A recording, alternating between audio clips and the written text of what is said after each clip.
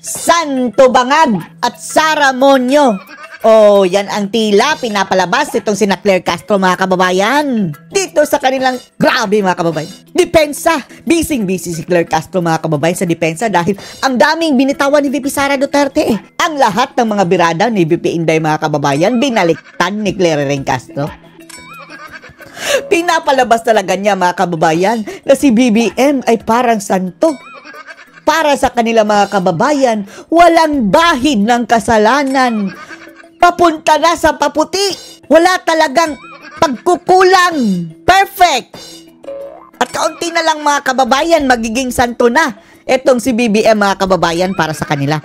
Samantalang si VP Sara, ang pinapalabas ito si Claire Castro, ay tila pinoportray nila na demonyo, mga kababayan. Sara Monyo. Ang mga animal na to. Convinced talaga sila, mga kababayan, ano? Na sobrang galing ni BBM. Ahay, naku, mga kababayan, panoorin niyo po. Kung mayroon mang nang bubudol sa mga opisyal ng pamahalaan, ayon sa Malacanang, paniguradong hindi ito ang Pangulo. Si Sara na daw ang mambubudol ngayon, mga kababayan. Yan na lang ang kaya nilang gawin, mga kababayan. Garapalang pagsisinungaling. Kakampi nila ang media walang susupla sa kanila. O ngayon, si Sara na ang mambubudol. Nakikita po natin pagtatrabaho ng Pangulo. Wow! Ano, yung paturo-turo? Hala, may sunog, nog. Ganyan? Trabaho pictorial. Sa pag-uutos sa amin na focus sa trabaho at Focus sa trabaho, tapos ang focus ngayon, mga kababayan, pang-aaway. hindi pamumulitika. Hindi pa mumulitika, tapos wala ibang ginawa kundi atakin si VP Sara. Oh, problemado na, mga kababayan, dahil ang daming binitawang mga mga kababayan. Birada si VP Inday na valid naman talaga, mga kababayan. Lahat ng iyong sinabi ni VP Sara, valid. Sa halip na tanggapin nila as constructive criticism, mga kababayan, na para mapagaling ang kanilang sarili, ma-improve ang kanilang sarili dahil, eto pala ang mga puna ng tao. Sige, pagbutihan namin. Ayaw na tanggapin, mga kababayan. Magaling kami. Kami na ang perfect.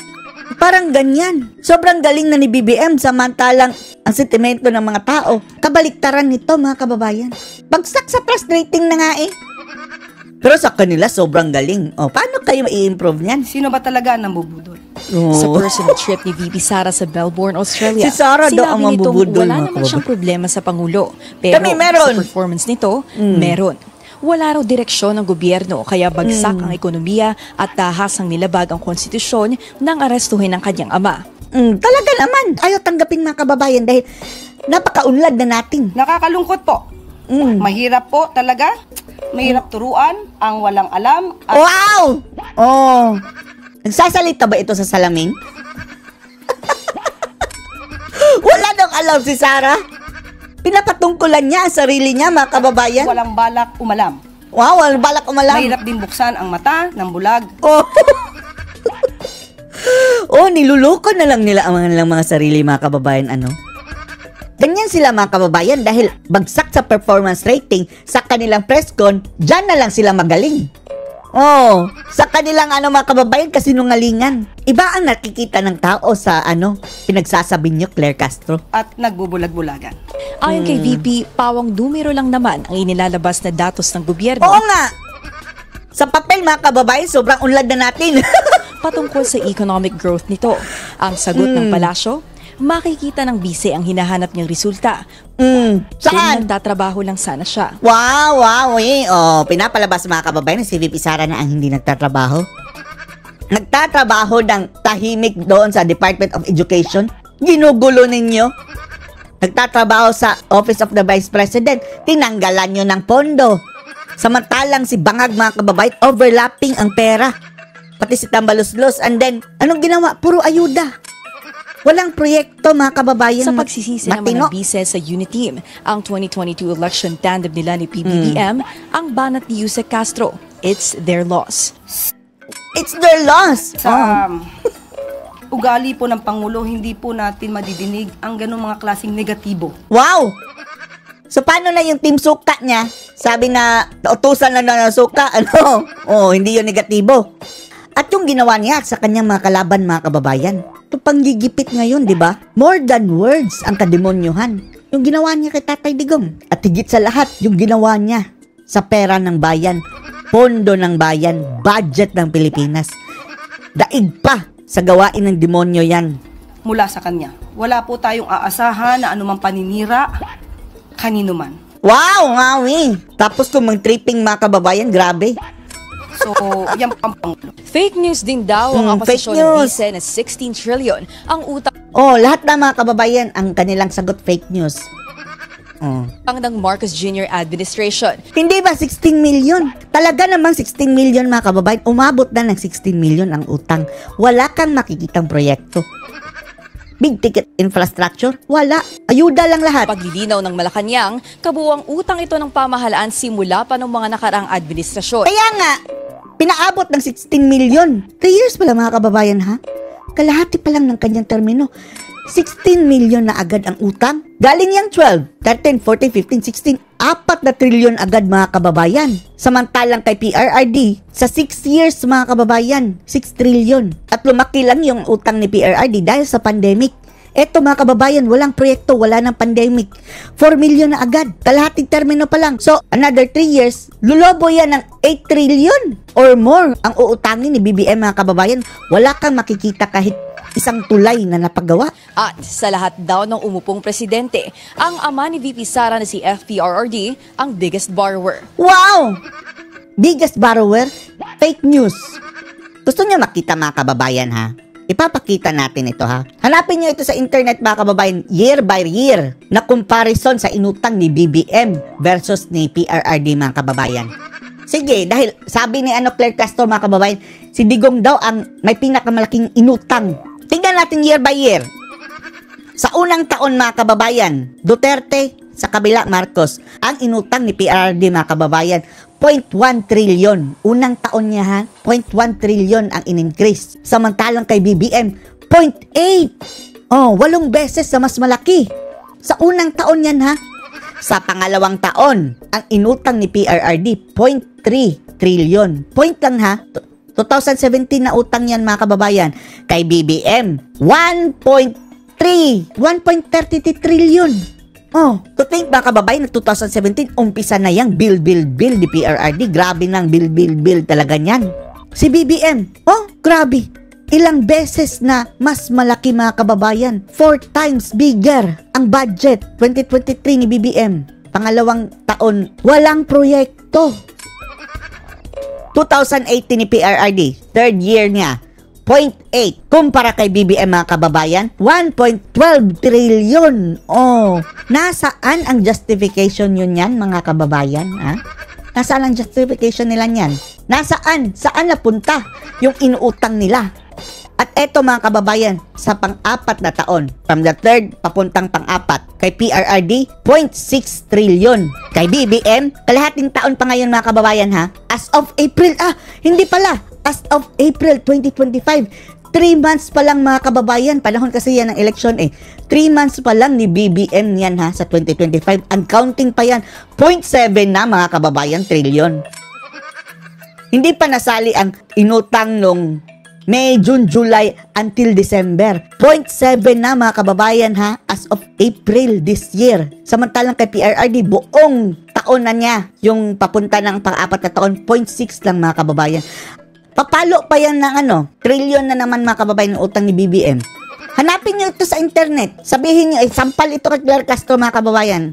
Tingnan natin kung madideny niya ito. Ang sabi niya, si PRRD daw ang malakas umutang. Oh, pakita niyo sa kanya ito. Wala pa nga pandemic ha. Yan si BBM. Ganyan na kalaki ang inutang mga kababayan.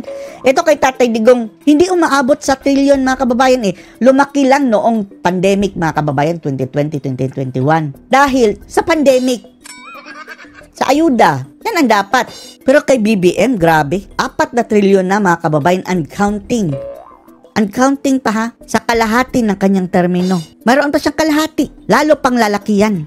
O isampal niyo ito kay Claire Castro. Para sa agenda, ang ama ni VP Sara na si FPRRD ang biggest borrower. Wow, Para sa wow, agenda, Win. Ivy Reyes, Dulinar News Channel. Ungas!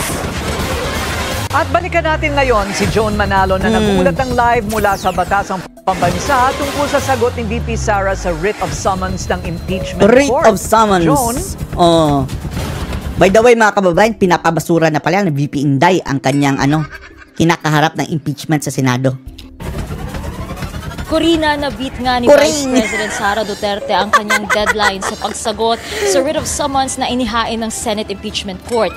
Kinumpirma ito ni House Spokesperson Attorney Princess Abante na natanggap na nga ng Kamara ang kopya ng answer ad cautelam ni VP Answer ad cautelam. Sara, kung saan nakasaad dito ang kanyang mga sagot sa impeachment complaint. Ano sabi niya? Pinadala raw ito ng isang messenger mula sa Fortune, Narvasa and Salazar Law Firm. At ang pagpapadala nga ng kopya dito sa Kamara ay isang matter of protocol, lalo na sa usapin ng impeachment trial.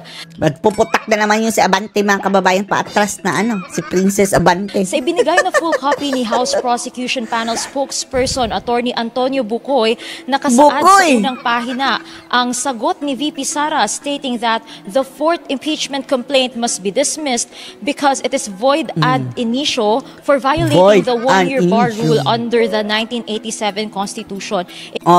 Advice natin sa inyo mga senador, antayin nyo na lang ang sagot ng Supreme Court. Udyukan nyo ang Supreme Court na bilisan. Nasa Supreme Court na petisyon yan, mga kababayan, na hindi pa rin sinasagot ng Supreme Court. Pabilisan na lang sa kanila. Ito nga yung pagpo-prohibit ng initiation of more than one impeachment proceeding against the same official within a period of 1 year. Sinabi rin ni VP Sara. Ang problema kasi doon, mga kababayan, yung unang 3, hindi inaksyonan. Binaypass, mga kababayan, parang, ano na nangyari? Walang mag-rejection, walang ganun. Wala. Biglang nag-bypass, mga kababayan, sa pang-4. There are no statement of ultimate facts in the fourth impeachment complaint. Stripped of its factual and legal conclusions, it is nothing more than a scrap of paper. And scrap of paper. Being laden with conclusions of facts and law, the fourth impeachment complaint is a clear abuse of the impeachment process. And since there are no statements of ultimate facts, there is nothing for the Vice President to answer. Nothing to answer! Yan lang ang sagot ni VP Sara, mga kababayan, sa Senado. There is nothing to answer because invalid na ang impeachment na isinampa nila dahil nag-violate na sa rules. Walang nahita, in short. Ni House Prosecutor at Manila Representative Joel Chua, itong pagsagot nga ni Vice President Sara Duterte sa writ of summons. Umalma na naman mga animal. Sa kanyang press conference. At malaking bagay daw hindi lang para sa Kamara, kundi sa publiko ang sagot ng bise para gumulong na ng maayos ang kanyang paglilitis. Wow! Ano kayo siniswerte? Marami na nga ang naghihintay. Maraming naghihintay, Maniwala kayo dyan. Mag-survey kayo, mga kababayan. Yung survey nila kasi, bias kasi yung pagtatanong, mga kababayan Huwag nyong lagyan na para malinis ang pangalan ni Sara. Ang itanong nyo na lang, gusto nyo ba ng impeachment? Yes or no? Yan lang. Tinitwist-twist pa, mga kababayan, para maka-yes. Sasabihin, para malinis ang kanyang pangalan. Hello? Malinaw na talo ng impeachment, mga kababayan. Ang gagawin na lang nila sa impeachment, magkakalat na propaganda para dungisan ng mas malala pa si Sara. Tutok sa paggulong nito. Inaasahan na natin ngayon na maghahanda ang Kamara o ang House Prosecution Panel na sagutin din within 5 days ang dumating na sagot ni VP Sara. At sabi rin ni Chua kanina na on the House Prosecution's end ay tuloy-tuloy lang ang kanilang pagkilos. Tuloy-tuloy ang kababuyan ng mga congressman. Ang kanilang susunod na hakbang, sisiguraduhin nila na hindi ito makakaapekto sa pagpresenta nila ng ebidensya. Sa ngayon, ayon kay Bucoy sa isang Viber message kanina ay pinag-uusapan pa raw ng House Prosecution Panel ang kanilang mga susunod na hakbang at kung sakali mang may pahayag sila ay agad din nila itong ipagbibigay alam sa publiko. Pinababasura ng defense team ang ika-4 na impeachment complaint laban kay Vice President Sara Duterte. Void ab initio. Void ab initio.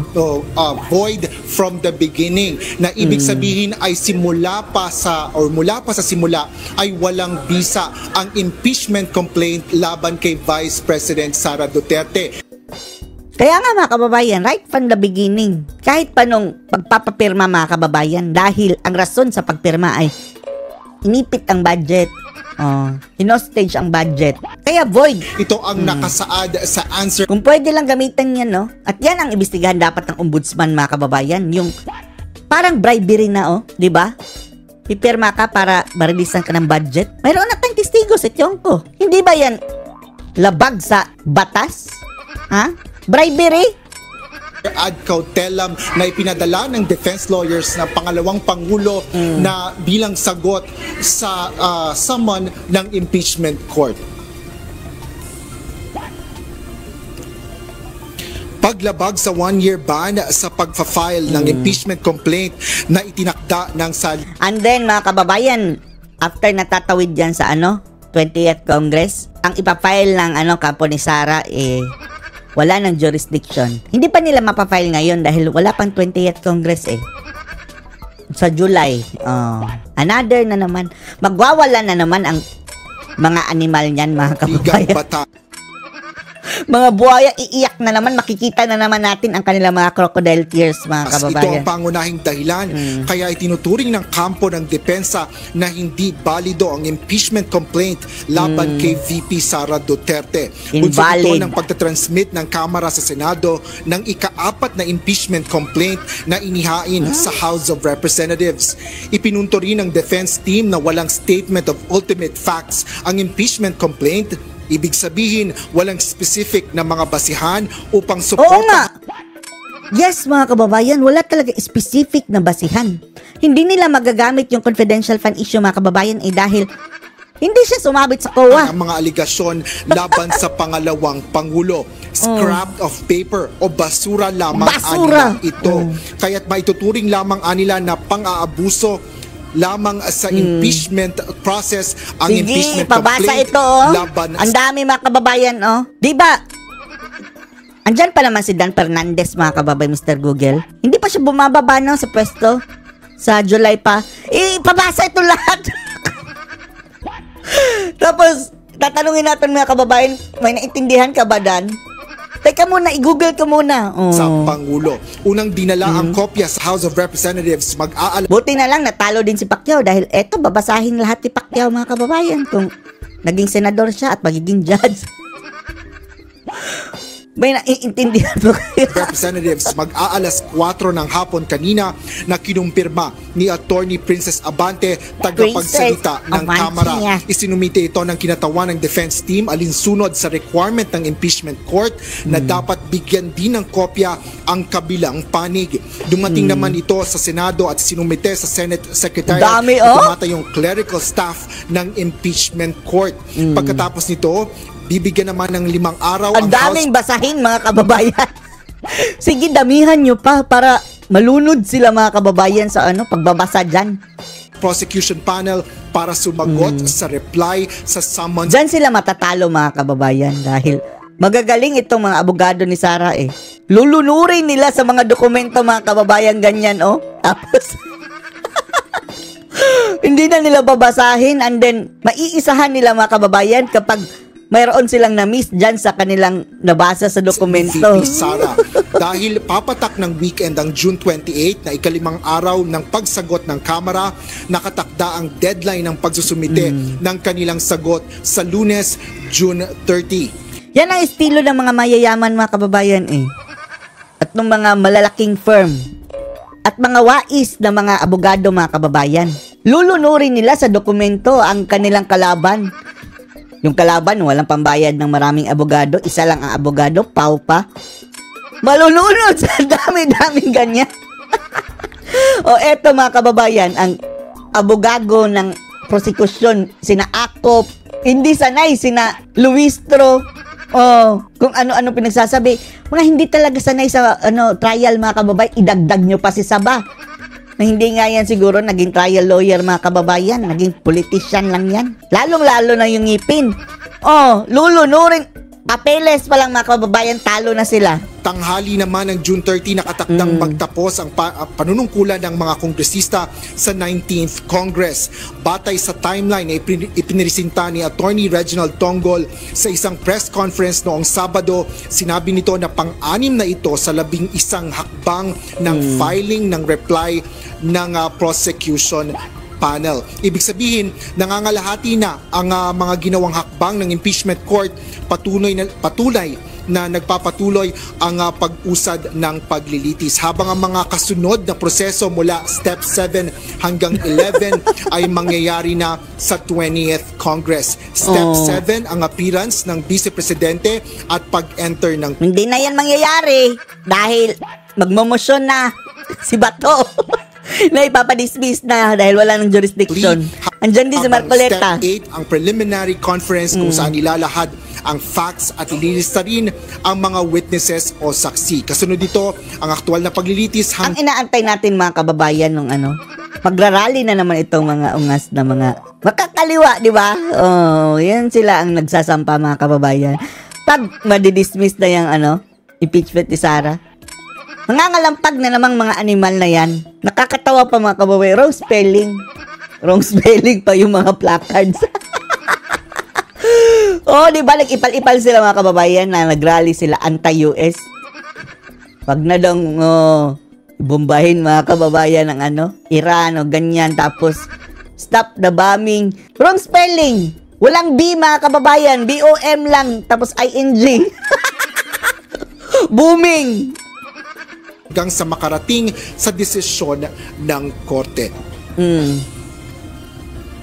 June, ayon din kaya Senate Secretary Renato Bantug Jr. na tumata yung Clerk of Court, 6 na kopya na may tagta-35 pahina kasama na ang verifikasyon. Ayan, basahin nyo lahat iyan. Takyaw. Si Lito Lapid, mga kababayan, nakakaintindi ba nito? Hindi masyadong magaling mag-English si Lito Lapid, mga kababayan eh. Siya na mismo nagsabi na yung sa isang pambihirang pagkakataon, mga kababayan, nakipag-debate siya nang interpolate. Sabi niya, Tagalog lang Tagalog. Diyos ko, na mga sinatong na ito. Ang ipinasa na sagot sa summon. Tapos ang mga dokumento dyan, lahat English, mga kababayan. So talagang importante, mga kababayan, na at least marunong ka mag-English. At least umintindi man lang. Hindi pwede Tagalog dahil mga dokumento dyan English eh. Dapat naiintindihan ninyo. Aasa na lang kayo sa mga consultant na naman, sila na lang magsenador. Ni VP Sara Duterte. May nakasulat dito na answer ad cautelam na ibig sabihin anya ay inihahain nila ito ng may pag-iingat. At ayon kay Attorney Bantug, may reserbasyon sa ilang argumento ang ibig sabihin nito. Yan ang latest dito sa Senado. Yan ang latest, mga kababayan. Anong masasabi niyo dito? Post your comments below.